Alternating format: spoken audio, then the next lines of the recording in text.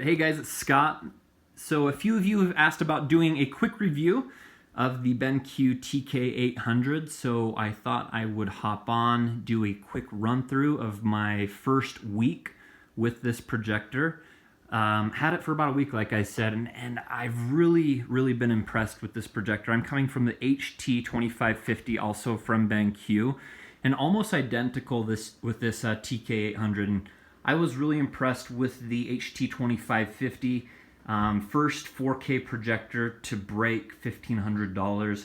An amazing value, super color accurate once I got the settings dialed in.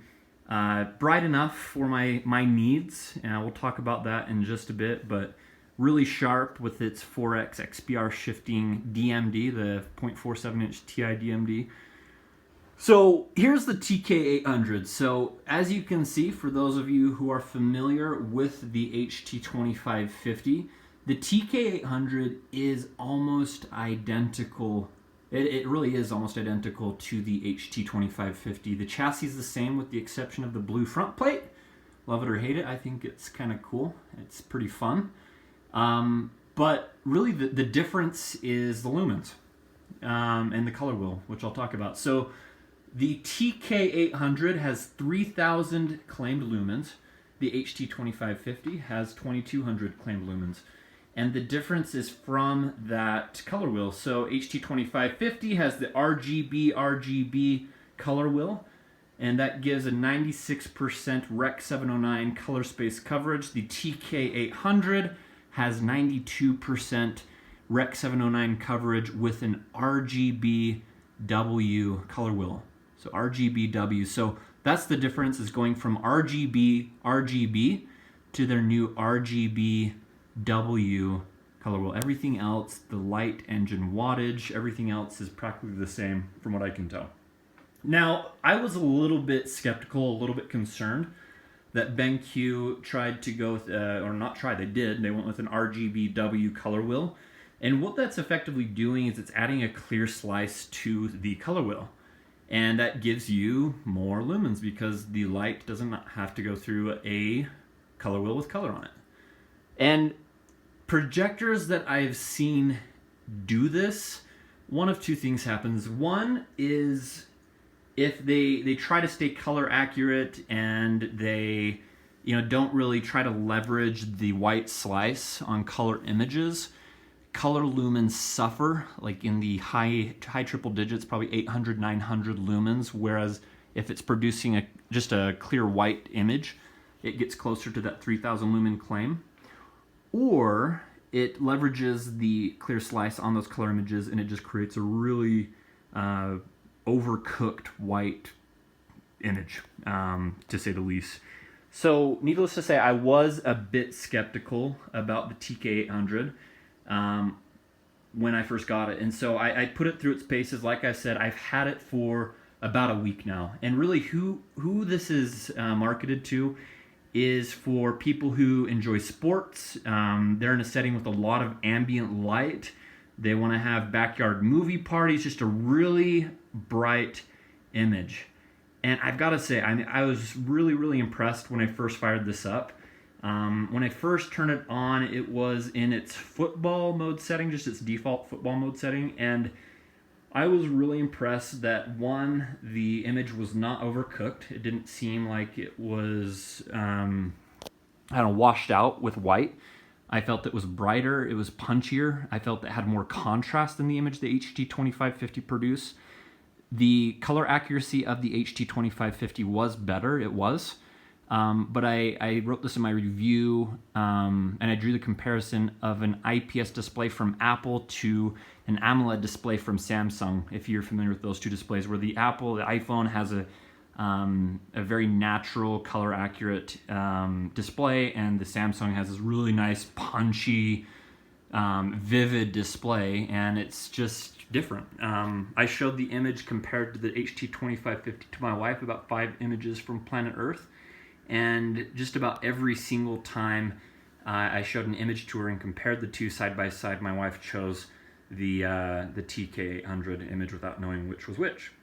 So I feel like the black point, the gray point's better on the TK800. Color accuracy on the HT2550 is better, but the TK800's color accuracy is not that bad. It's actually really good. It's really good. And so my first use case of putting this to this test, I have a 160-inch screen, as you can see, and I'm not using this in a place where there's a ton of ambient light. I do have 100% light control in my theater, but I do have a really big 160-inch screen. And what I felt from the HT2550 was that it was just bright enough for my needs. I felt like it produced an amazing image, especially in my light-controlled environment. But I'm going to turn the lights to my my favorite setting. Thank you, Harmony Elite.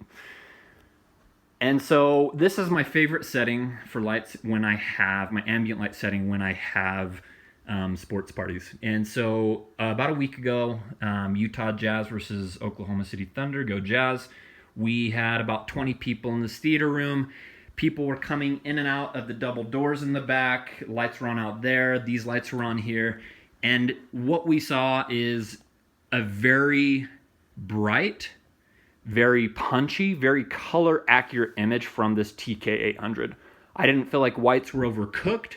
I did a little bit of calibration, which I'll talk about in just a sec. Hopefully this video doesn't go too long. Holy cow, it's already 6 minutes. And honestly, it was awesome. Watching a sports game with a bunch of friends in my theater, ambient light, these lights are turned to about 60% in the back. I mean, it's not as bright on the video as it is in person. I mean, it's very bright in this back half of the room. And yet, and again, I don't know if you can see this on the video, on the screen, bright, punchy, color accurate image. I'm going to go ahead and press play. This is Planet Earth 2 playing from an Xbox One S, 4K UHD, HDR, blah, blah, blah, blah, blah, Blu-ray. When you look down on the Earth's surface, it's impossible not to be impressed by the sheer grandeur, splendor, and power of the natural world.